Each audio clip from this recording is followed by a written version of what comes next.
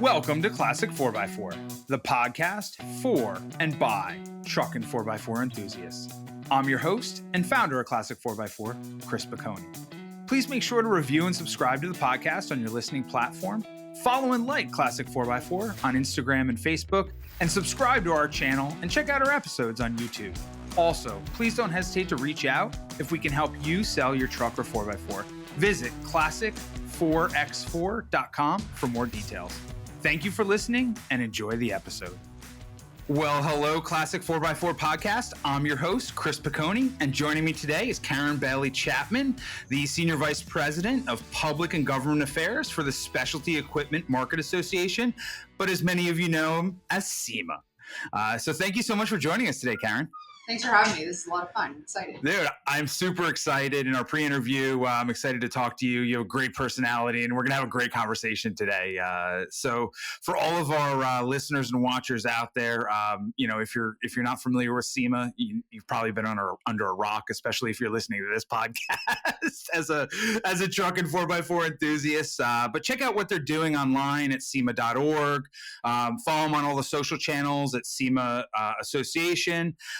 We're going to talk a little bit about the show today, and that's kind of how everybody is familiar with SEMA, is the SEMA show. So you can check that out online at semashow.com and follow them on all the social channels at SEMA Show. But really what we're going to talk a lot about the most is the advocacy and the public and government affairs piece of SEMA, which is really the core mission. And you can follow that check that out online at SEMA.com, or follow them on the social channels at SEMA Network, SEMA Action Network. So, but Karen, thank you so much for joining us today. And I mentioned earlier, a lot of our, especially truck and 4x4 enthusiasts, they're very familiar with the SEMA show. I mean, who isn't familiar with the SEMA show? It's massive. I mean, I went for my first time last year and was like, whoa, this is awesome. Where has this been all my life? Yeah, exactly. But one thing, I think one of the biggest misconceptions out there is, everybody's familiar with the show, but at the end of the day, SEMA is an advocacy organization that is really focused on moving forward the specialty equipment and secondary, or I should say aftermarket parts suppliers within our amazing automotive enthusiast community. So before we get into that, can you talk to us a little bit about, hey, the registration just opened up for the show, because I know people want to hear that, but also kind of your, the overarching mission for SEMA. Sure. I mean, at the end of the day, SEMA's mission is to protect and advocate and advance the industry. And so that's a really broad brush, but it's something that helps us not only obviously representing our business members and the people that make all the parts and sell all the parts and distribute all the parts that our folks make, but it's also advocating for the broader community, the enthusiast community, the consumers that actually ultimately buy our stuff. So that's from a mission perspective, really what we're set out to do. So the advocacy part of that is a big part of that, because I know probably a lot of people don't think about government every single day of their life, or when they're out in their off-road vehicles or their trucks and off-road vehicles. But the fact is that government does have a role, even in those of us that may just be on the recreating side, the consumer side of this. And so it's amazing how much government is actually involved and can impact our industry, but also, like I said, the enthusiast side of the business. So the show is 5 days of the year, but the other 360 days is the work that we do. And actually, we do it all 365, because just because we're at the show doesn't mean Congress doesn't they don't get the memo that, like, hey, we got a timeout for 5 days. So 365 days, you've got a team of 12 people that are working on behalf of the industry. That's great. Excellent. So we're not going to go too deep into it, but everybody should be aware that that registration did just open up for the show, and the 2025 SEMA show is November 4th to 7th this year in Vegas, which I don't even think you can hold it anywhere else in the country because it's so big. Vegas is really the only place that it can accommodate it, right? I think that's about right. And the fact is, again, you've been to the show, so not only do we take up probably every square inch of what's inside the convention center, all of the halls, but also every square inch of whatever we can grab outside that we can legally use for activations as well as displays. So it's pretty incredible. It's always funny, even in Washington, where people are, obviously there's car enthusiasts here, but there's a lot of people that don't know. And they're like, oh, which hotel is your conference at? I'm like, all of them. Yes, exactly. And everything. And they're like, oh. And it's That's not a funny. conference. Well, I hope to cross paths with you this year. But before we get into some of your initiatives that you're working on to help all of us as a enthusiast community out, let's talk about your background. Kind of like, how did you end up? You just didn't show up one day at SEMA and you're like, hey, I'm the SVP of Public and Government Affairs. I'm here to help you. I'm here where did it start? Well, I mean, I'll sort of work backwards. So as you can tell on my wall behind me, I am an off-roader. That's one of my Jeeps right there. My husband and I, between the two of us, have four, all purpose built for different reasons, and just because we can't ever sell anything. So we're off-roaders. I also do ATVs, four-wheelers, and so forth. But I had one of those rare opportunities in Washington where I got to meet my professional piece of me got to meet up with my passion piece of me. So when I got contacted about this role, I was just kind of like, oh wow, like this might be a good thing. And in talking with our CEO and some board members about the role, it was just sort of like, yeah, this is exactly what I'd like to do in my next sort of step of my career. I wasn't looking for a new job, but this is one of those ones that I couldn't say no to. So that's sort of how I ended up at SEMA. But before that, I've worked largely in the corporate side of Washington, so representing the business community, largely, much larger businesses. SEMA, one of the things I love about SEMA is the fact that most of who we represent are small businesses and small business manufacturers. That's actually the family I came out of. I came out of a small manufacturing business family. That's what paid the bills and put me through school. So it was really kind of coming home, but I spent a lot of time on the big business side for a few different industries. Right before coming to SEMA, I was at the American Beverage Association. So that's the non-alcoholic side. So representing Coke, Pepsi, Dr. Pepper, and all their bottlers. And it's like, well, who could hate soda? It's like, well, there are a lot of people who want to do bad stuff to soda, and right now, but I believe in the right to drink, what you'd like to drink and enjoy a refreshment of your choice. So yeah. And then before that, I spent almost a decade in-house with a casino company. So I got to bring casinos to the world, which was a lot of fun and just really challenging work, but a really great opportunity in my career.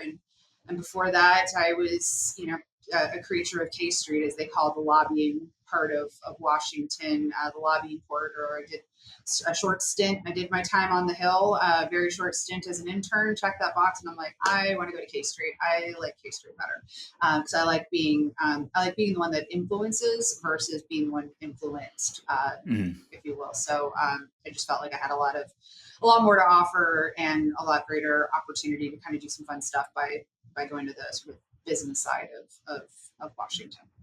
That's awesome. And I love to hear that you are an enthusiast at heart and there was an intersection between, your personal interest and your professional expertise. And because in my experience, and especially my personal experience, like when that happens is when you're the absolute most successful in your professional career, hands down. And I wouldn't be able to do the work I do without having that passion. And, everyone says like that's just a really varied background in terms of like policy areas, but there's a common thread that runs through all of it, and that is freedoms that we enjoy as Americans, the ability for us to have resources and utilize resources to be sort of the best country on the planet, and to be successful and innovative and all of that kind of stuff. So whether I was working in the energy sector or here in the automotive or everything in between, it's just you have to have a passion for why you're representing. There are people in this town that are like, yep, it's just a job. And I'm like, I would not be good at just a job. I have to be passionate about what I'm talking about. That's cool. I'm the exact same way, which is how I ended up here, right?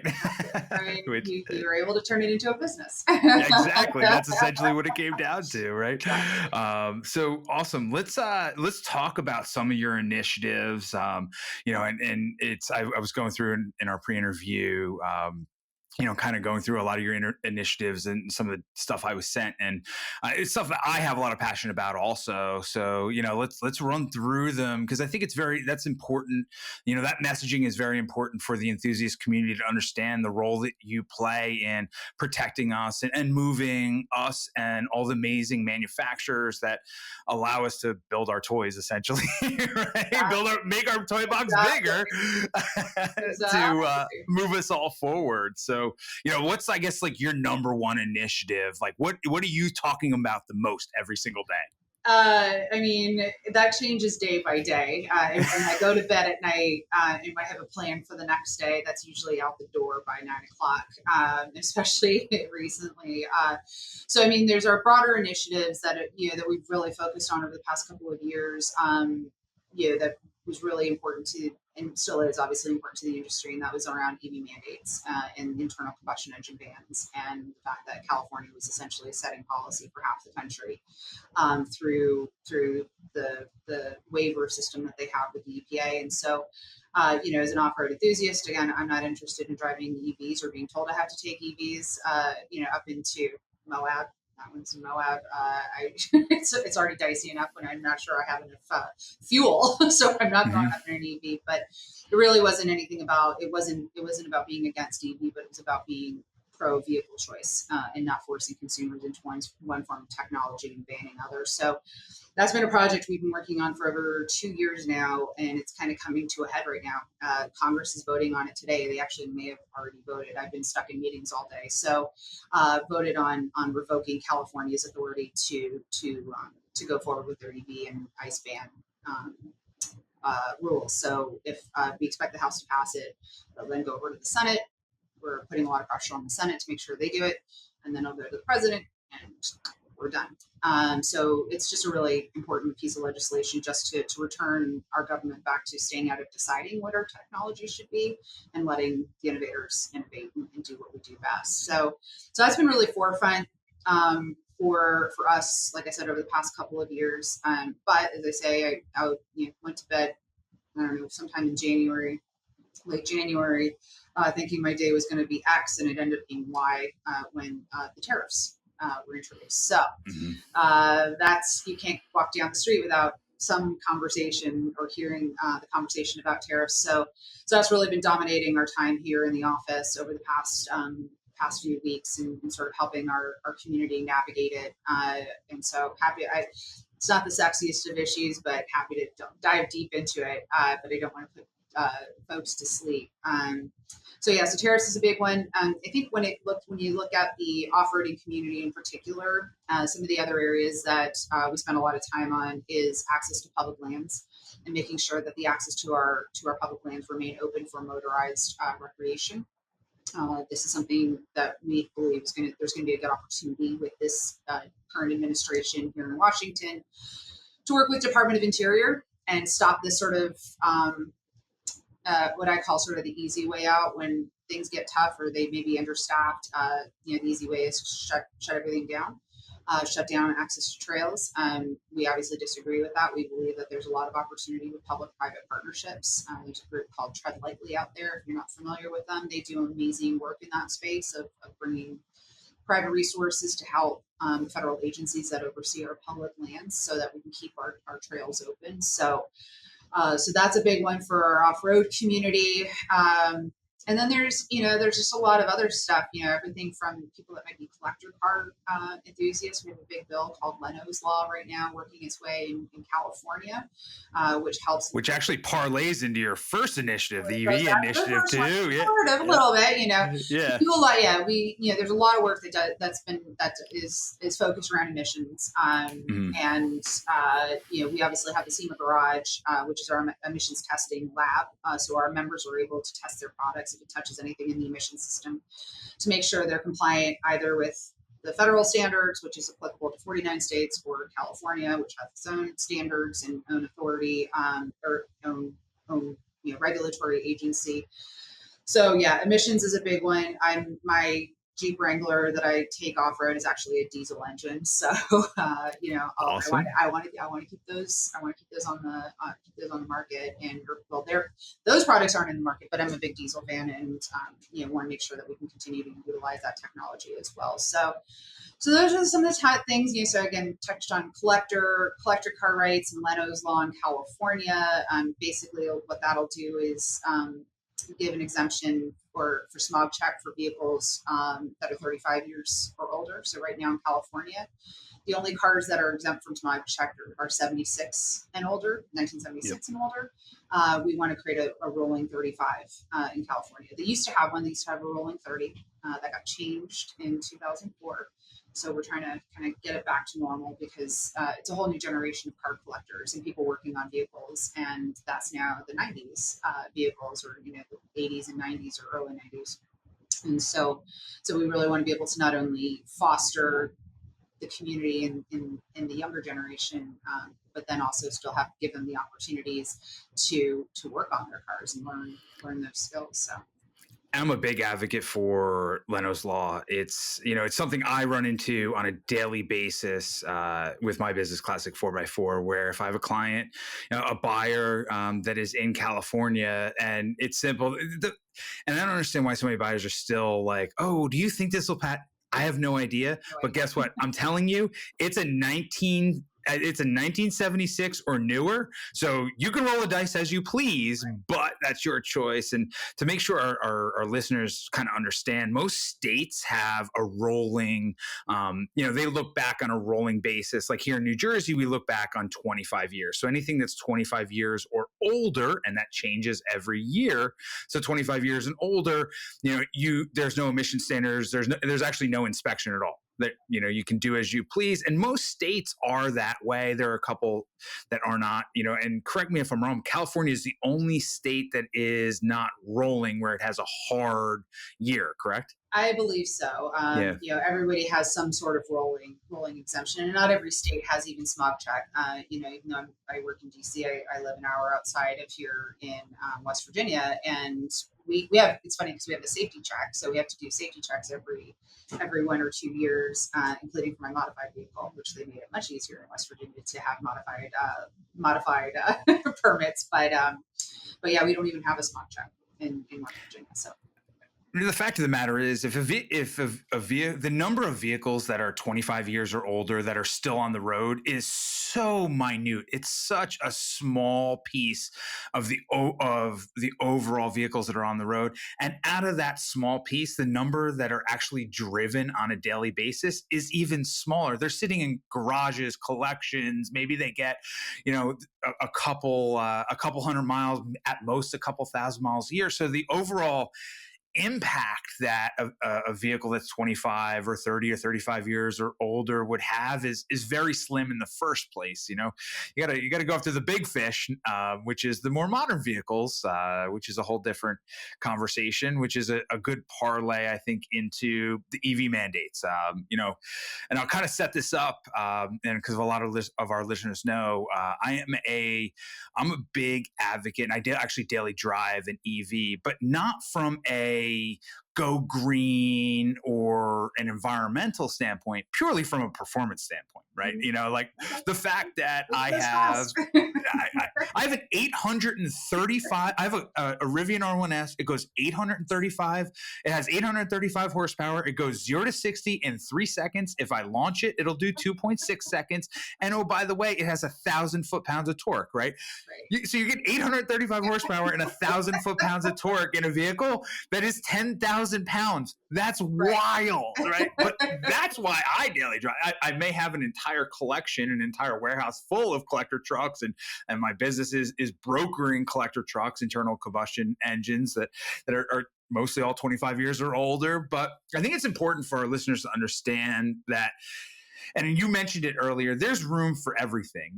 We as consumers should have the ability to choose. Like, hey, you want to drive an EV? Great, you can drive an EV. You want to drive a internal combustion engine? Great. You want to drive a hybrid? Great. But you have to be able to give in that choice, and automakers shouldn't be handcuffed, and they should be able to provide their customers with the choice, right? And that's the biggest key. So if you wouldn't mind just digging in and getting a little bit more granular on kind of what their mandates were and what your goal is to really modify and move away from those mandates to give consumers a choice.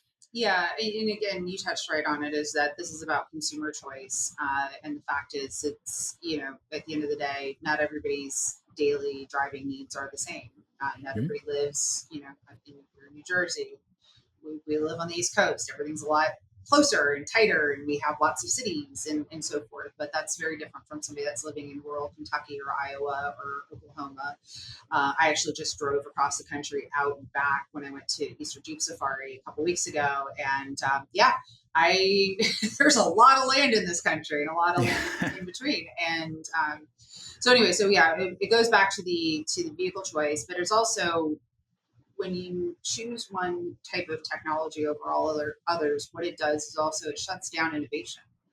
It shuts down what's the next thing. You think about, and I can't think of another industry that we can say, look at how far this industry has come in terms of fuel efficiency, emissions management. We are truly an industry that knows how to do more with less. Whether it's a 4-cylinder sport compact that I don't throw a tune on or do whatever you do to increase performance, we're always innovating to doing more with less. And so I think the automotive industry has proven itself time and time again over the past, 120 years, that we're very capable of doing that. But when you sit there and say, oh, we're only going to go with one technology, nothing, and basically make illegal everything else, well, there are a lot of things being done in things like hydrogen ice. You already have that, you already see the technology in hydrogen fuel cell. You also look at the alternative blends or alternative fuel blends that are less carbon intensive. You also have synthetic fuels, biofuels, all of these things that have been in development for, at least 20 plus years. And so to sit there and say, nope, you're done. And oh, by the way, we're never going to look at it again, because why would you invest in the R&D if it's illegal? Like literally illegal. I think that's really just very contrary to who America is and what U.S. manufacturing and innovation is. And so I think both from the manufacturing side as well as the consumer choice side, we just think it was a really bad policy. From a business perspective for SEMA's membership, this is something that would have, actually, let me step back for a second. So there's sort of two things that happened over the past few years when it came to these things, to EV mandates. There's California with what's called ACC2, which literally, in writing, bans the internal combustion engine 100%, the sale of new internal combustion engines in 2035. And they had to start meeting goals actually starting in 2026. And so everyone's like, that's just California. Like, let California do their California thing. It doesn't bother me. I live in Michigan or I live in New Jersey. The problem is that 16 states had attached themselves to California's emissions policies. And 11 of those states had also adopted ACC2. So essentially, if California was allowed to do this and go through with this regulation, it would impact almost 40% of the country and consumers, in which these bans would go into effect in their respective states. New Jersey is one of them. So, all of a sudden it's like, wait, California's telling New Jersey what to do? California is telling Maryland what to do? California's telling Connecticut what to do? Like, and a lot of things is that voters had no idea. People had no idea. We did a lot of voter education in Virginia a couple of years ago during their elections, and we went. One of the things you do in politics, you poll, right? You see if people know about the issue you want to talk about, and then how do they receive it? People had no idea. 80% of people of our polling sample had no idea that Virginia was actually attached to California, and it was automatic. So there was no act of the legislature, nothing signed. It just automatically happened. So we educated voters because they were like, wait, what? And they did not like that. So much so that the governor it was the previous governor that had put it in place current governor actually officially decoupled Virginia from California. So there used to be 17 states, now there's 16. So yeah, so it's not just a California problem. And then on top of that, we also had the federal EV mandates that were put in during the Biden administration. It wasn't 100% ban, but it might as well be. Basically, when all of the regulations went into effect and went into full force, roughly 80% or so of new car sales had to be either EV or plug-in hybrid. So had to be zero emissions. So when you're at that kind of concentration, you're effectively banning the internal combustion engine. You're essentially getting rid of it, and you bring up a very interesting point, because I kind of only looked at it from the perspective of consumer choice. Whereas as a consumer, I want to be able to choose, and New Jersey is different than California. And the reason New Jersey is different than California, I understand why California kind of looks at these EV mandates, because they pay $8 a gallon for gas, right? Here in New Jersey, my local gas station is $2.68. Okay. New Jersey. I'm like, wait, hold on. I'm moving to New Jersey. So we historically have very, very cheap gas because it's not heavily taxed here. Right. On top of that, we're also the last state that you're not allowed to pump your own gas. I personally love that, because when it's cold in New Jersey, I'm like, I'm glad I don't have to get out of my car. So that I'm assuming that might go away, but our gas is just, it's traditionally relatively inexpensive here, so you should be able to be given that choice. But I look at it from a choice. But you bring up an amazing point, which is, essentially these laws will stagnate the innovation and abandon the innovation that should be happening. And I'll use an example, and you might be able to, I might be wrong, I might be right, but I'll use Scout Motors. So Scout Motors has come out with the new, their new Traveler and Terra models. And on the Traveler model, they have a trim level that's called the Harvester trim level. And what makes the Harvester, the Traveler Harvester trim level, is it has a internal combustion engine that is essentially a range extender. So the vehicle itself is an EV. It's an electric vehicle. It has electric motors that are driven by batteries. But in order to extend the range, they have an internal combustion engine, which acts as a generator that essentially recharges the batteries on board, which allows you to extend your range. Which, correct me if I'm wrong, in that instance, if these laws were to be passed, we couldn't have that amazing technology, could we? Yeah, I mean, if it puts out an emission, then it wouldn't have been legal. And the thing that was, I think, most disappointing, particularly of the federal legislature, or the federal regulation, which is actually now being overturned by the new administration. So that's going to take several months to unwind. But so the fact is that one of the disappointing parts of that is the fact that they didn't take into effect in the calculation the manufacturing of the vehicle or the recyclability and reuse of the vehicle. And they only judged the carbon, if you will, or the emissions profile during the operational phase. So it doesn't matter that it's more energy intensive to develop the product, and we still don't know what the lifespan of a full EV vehicle is with the batteries, and even just as we've all heard the stories. When you crack up a Tesla, a lot of them get totaled because there's potential damage to the batteries. Okay, well, what happens to the batteries afterwards? What's the disposal process? So the federal legislature, the federal regulation, only judged by the operational side, and really didn't factor in those other two highly energy intensive pieces of the lifespan of the vehicle. Yeah, I mean, again, like I said before, sustainability is maybe a piece of it. It's not a key driver. I mean, for us enthusiasts, the fact that you can have 835 horsepower that goes 0 to 60 in 3 seconds with 1,000 foot-pounds of torque out of a 10,000-pound machine is pretty awesome, right? I mean, it's pretty awesome, but still, I've got a V8, so there's nothing like a cold start in my V8 car. True, but again, we should be able to choose what we want, and the manufacturer should be able to innovate to provide us the products that we want. And sometimes the mix of those two products, like we just talked about Scout Motors, that is innovation. They're the first to be doing that. That is innovation. innovation, and we can't stagnate that innovation, which That's is exactly right. which is That's exactly awesome. So now everybody wants to talk about tariffs. It's all anybody, and sadly, on I just had my first quarter truck and 4x4 market update. We recorded it in like the second week of April, so we were able to talk about tariffs. And for us collector vehicles, like it really doesn't impact us because most of the imported vehicles are coming, they're 25 years or older anyway. They're coming from countries that really don't have any reciprocal tariffs. The tariffs that they already have were already standard before this all went into place. So from the importing side, unless you're coming from like Germany or a few other countries, it really doesn't impact us.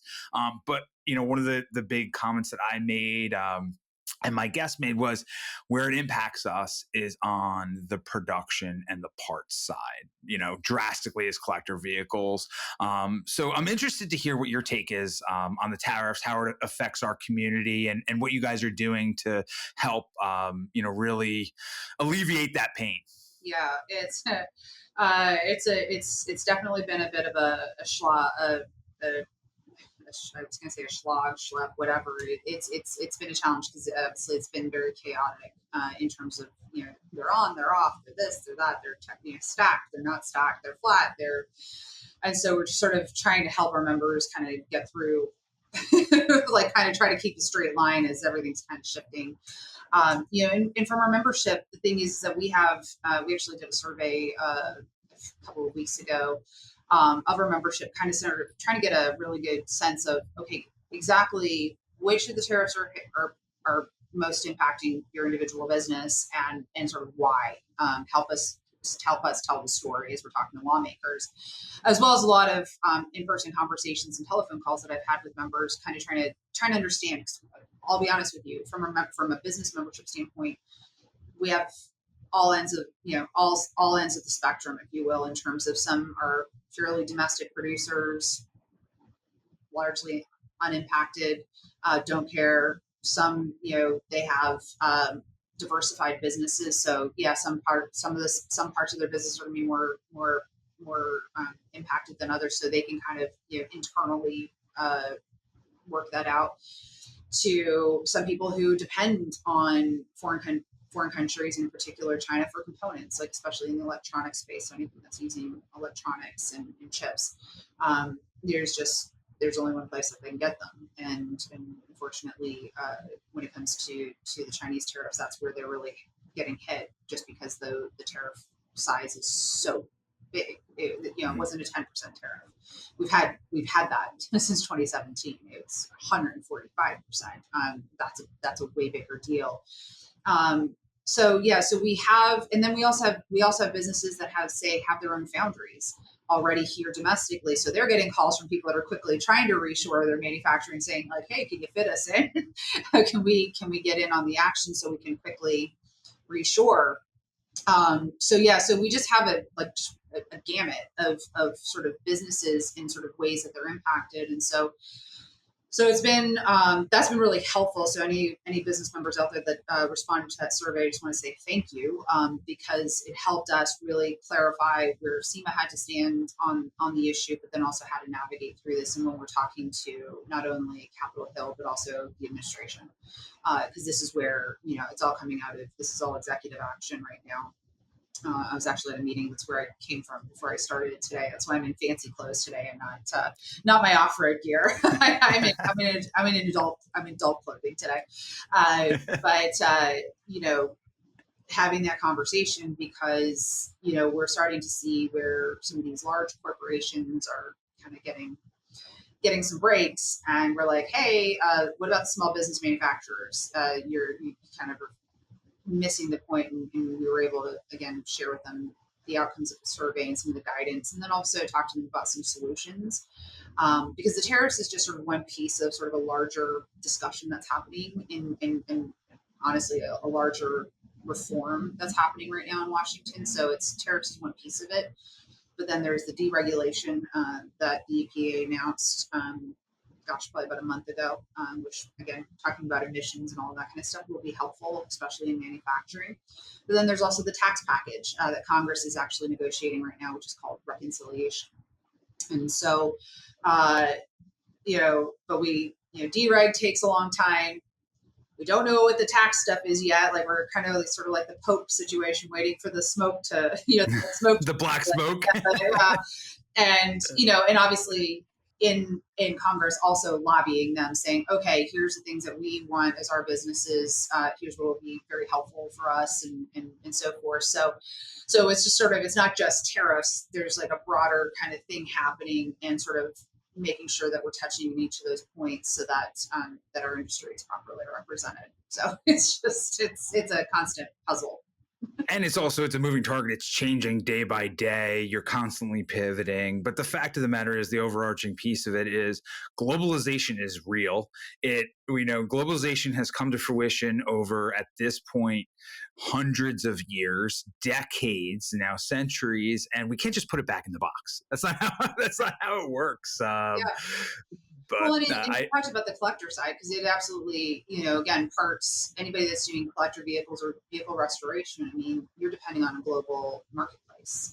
Because, the technology that we have, again, globally, whether it's a kid in his garage in Iowa or some dude in, Saudi Arabia that has a penchant for, machining, I don't know, but you have people that you can now just send digital files, CAD files to, hey, I need this component for a Alfa Romeo 65, blah blah blah, and those parts can be made, in singles, right? Where manufacturing used to, in order to make it affordable, you had to do it in volume. But if you are sending the CAD file to the guy in Abu Dhabi, because he's just really good at making whatever it is that you need, how is that going to impact? I think that's where most of the consumer base is going to see the impact of tariffs is on when they're trying to source these. And back to the other point we talked about, it could potentially stagnate innovation. And that's the last thing we want, is stagnating innovation, right? So as we kind of get into the end here, so a lot of our listeners obviously are truck and 4x4 enthusiasts, and truck and 4x4 enthusiasts like to go off-road. Hey, that's not my personal interest. The most off-road I go is our local beach, where I can drive 10 miles. Do you hop the curb at the shopping center? Not really, no. Not really. I'm not one to be out on trails, and I talk about that with on our episodes with our listeners all the time. We have Island Beach State Park, which is a 10-mile beach of Barrier Island, which I drive out on all the time, but that's as most off-road as I get, which is odd for a truck and 4x4 enthusiast. I'm very focused on the markets and understanding the trends and the metrics and buying and selling and the valuations. That's kind of where my interest is, and just a love for these things. But obviously most want to utilize public lands and have access to public lands to enjoy their vehicles. And at the end of the day, public lands are funded by our taxpayer dollars. And I'm a firm believer that if we are funding something as a taxpayer, we should have access to that asset. So I'm interested to hear what you guys are doing and you mentioned Tread Lightly, which is an amazing organization. I've had some interactions with them, but what are you guys doing to ensure that we have access to our public lands? And can you? Sure. So one of the things we worked with a broader coalition of outdoor recreation organizations, spanning everything from sort of the hiking groups all the way through to our motorized, to us being the motorized side of it. But Congress passed what was called the Explore Act last year, and President Biden, before he left office, signed it into law. And so that was a great step forward in helping protect our access to public land. So for anybody that does permitting, so if you're doing like group events or whatever the case is in public lands, you have to do permits. So helping streamline the permitting, also helping with affordability for the workers, federal workers that are based in some of these areas. Moab used to be this outpost that only off-roaders kind of went to, and now it's become sort of the next haven for people that have exited California and decided they also too realize how beautiful and amazing Moab is, but at the same token, has really impacted the affordability of some of those areas, whether you look at places like Sedona, Moab, and so forth. Largely more West Coast, because we don't have a lot of federal lands here on the East Coast, unfortunately. Yeah, we are very starved when it comes to federal lands here on the East Coast. Our per acre prices are just too high, our land values. But I guess I'm joking. I don't know if that's the case. But anyway, so we passed that, and then again, with a broader coalition with this administration, we're excited to have Secretary Burgum in place. He's a businessman. He understands private-public partnerships. Again, we as outdoor enthusiasts, we want to preserve our land too. Oftentimes people are sort of suggesting that we go out there and rip around and tear it up. And anybody that's ever been on a Jeep ride knows we go low with the snow.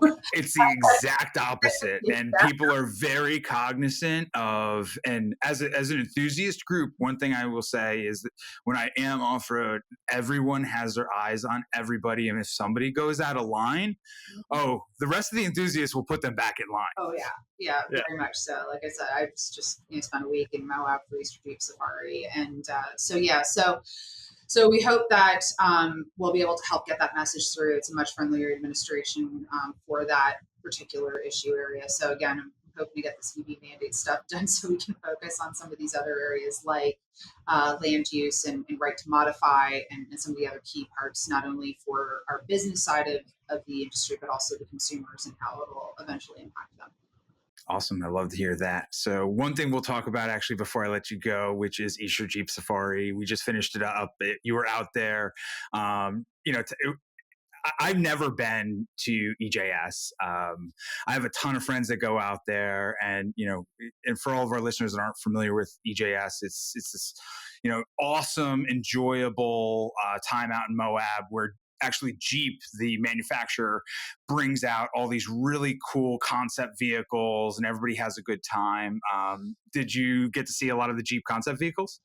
I actually, the one right here is a concept that they had out there a couple of years ago. I think that might have been the Magneto. I'm trying to remember, but that was from a couple of years ago. I did not. I sort of peruse the concept vehicles in their downtown location, and they had them out this week. But I ended up on the trails a little bit longer than anticipated because of some. Nothing wrong with that, though. Well, just some breakdowns and stuff like that. And I'm one of those. Ooh, then there is something wrong with that. Yeah, it wasn't mine, thankfully, because I had to drive mine still back across the country. But I tend to have the no man left behind kind of attitude. So when somebody runs into problems, I'm not gonna leave until everyone's safely off the mountain.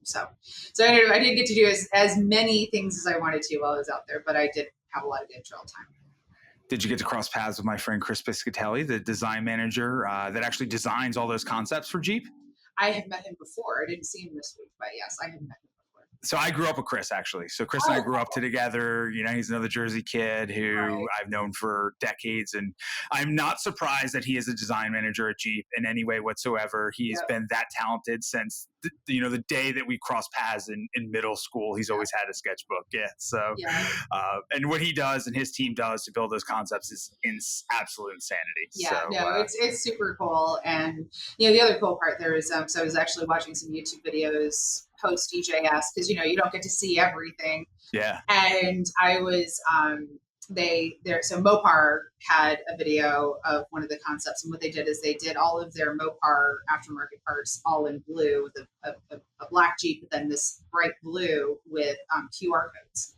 As to, so if you saw it, it's like, oh, this is a Mopar part that I can order this way. And it was just really cool because I got to see some of our manufacturers, SEMA manufacturers now that have now become direct suppliers of their products to Jeep. So that's really neat to see that. Karen, I can't thank you enough for joining us on the Classic 4x4 podcast today. Also can't thank you enough for everything that you do for us as enthusiasts, all the advocacy that you provide for us as enthusiasts, and also all the manufacturers that manufacture all the aftermarket parts that allow us to have fun and build our fun toys too. Exactly. You never finish building. I got back and I'm like, what am I going to do next? Exactly. Yeah. Well, as enthusiasts, we're never happy. We're never stopping at anything. Yeah, there's always something to do. I think it'll be a 5-point harness because I got some pretty good seatbelt rash on some of the drives this year. So I'm like, maybe it's time to move to the harness. Well, I hope to cross paths with you out at the SEMA show, November 4th to 7th this year. And it's just absolutely enamoring for all of our listeners out there. If you haven't experienced it, you have to experience the show and dig a little bit deeper into the advocacy piece of it, because that's the mission. That's the most important part, and really how SEMA adds the most value, to our amazing enthusiast community that we have. So, Karen, thank you so much for joining us today. Appreciate it. Great to meet you, and we'll see you at the SEMA show. Sounds good. Thanks. All right. Bye-bye.